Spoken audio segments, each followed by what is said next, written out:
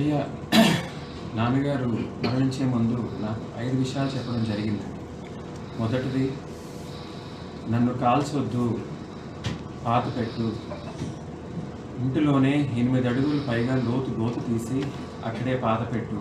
మొదటిదండి. రెండవది, పెద్ద రోజు కానీ చిన్న రోజు కానీ చెయ్యొద్దు, నేను ఎక్కడికి వెళ్ళను, ఇక్కడే ఉంటాను. రెండవది చెప్పారు. మూడవది, ఏ స్త్రీకైనా పెళ్ళయ్యాక తన భర్తే తన సర్వస్వం అయిపోతుంది. భర్త పోయిన ఆడది గుప్పుడు దుఃఖంలో ఉంటుంది.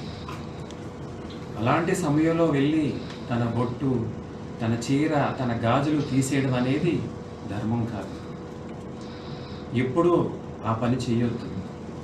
మీ అమ్మకి నాతో గాజులు, పువ్వులు, బొట్టు రాలేదు.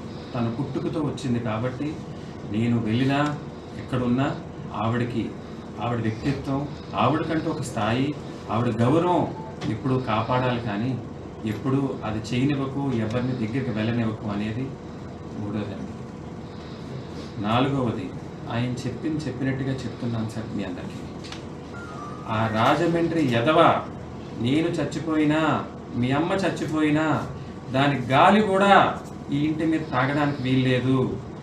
ఎప్పటికీ దాన్ని క్షమించకు, ఎప్పటికీ దాని దగ్గర రానివ్వకు, గుర్తుపెట్టుకో అని చెప్పడం జరిగింది. ఐదవది, ప్రభుత్వం ఏమిచ్చినా స్వీకరించొద్దు, ఎప్పుడు వాళ్ళ దగ్గర చేయి చాపొద్దు అని 5 విషయాలు చెప్పడం జరిగింది. ఆయన చెప్పినట్టుగానే మేము అన్నీ కూడా చేసుకుంటూ వచ్చాం. మా విషయం పక్కన పెట్టండి. ఇప్పుడు కన్నంతకే పిల్లలకి తల్లిదండ్రుల మీద సర్వహక్కులు ఉంటే, కానీ కష్టపడి పెంచి చదివించి పెళ్ళిళ్ళు చేసి సమాజంలో ఒక ఇంటి పేరు ఇచ్చి ఒక స్థానం ఇచ్చిన తల్లిదండ్రులకి ఒక కోరిక, ఆశయాలు, ఆశలు, గౌరవం, మర్యాద ఉండకూడదండి. కేవలం కన్నంతకే పిల్లలకి సర్వహక్కులు తల్లిదండ్రుల మీద ఉంటాయా అండి? ఇంకా తల్లిదండ్రులకంటూ ఏమి గౌరవం, ప్రతిష్ట, మర్యాద ఏమి ఉండవా అండి? ఇంకా అవి కోరుకోకూడదండి తల్లిదండ్రులు. ఏ రోజైతే ఆ తల్లిదండ్రులు బాధపడ్డారో ఆ రోజే వాళ్ళు పిల్లలే కాదండి. అది నేనన్నా ఎవరన్నా సరే. ఆ విషయంలో నా తండ్రి పడ్డ బాధ ఇంత అంతా కాదండి.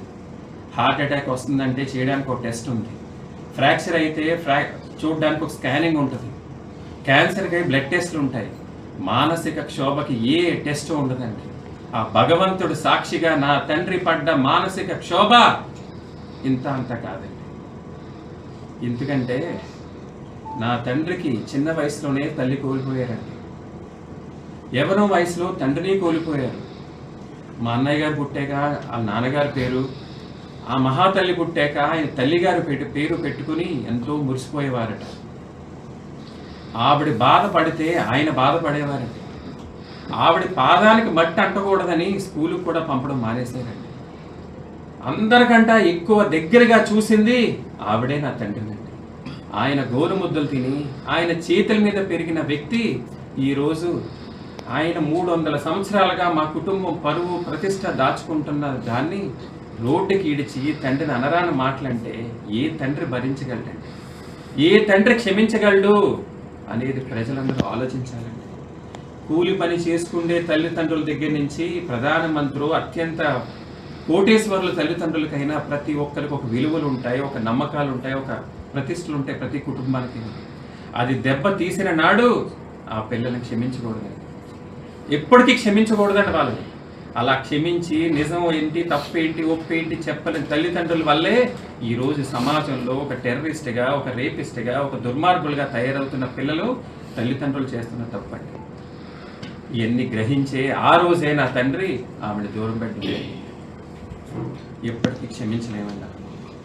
ఏ గర్భంలో అయితే నా తల్లి 9 నెలలు మోసి కష్టపడి కనిందో అదే గర్భాన్ని కొట్టుకుని ఏడ్చిందండి నా తల్లి.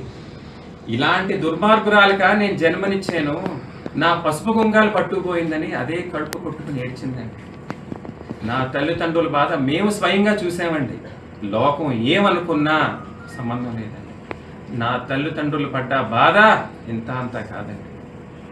ఒక సంఘటన చెప్తాను మీకు. అయ్యా, నాన్నగారు మరణించే ముందు నాకు 5 విషయాలు చెప్పడం జరిగింది.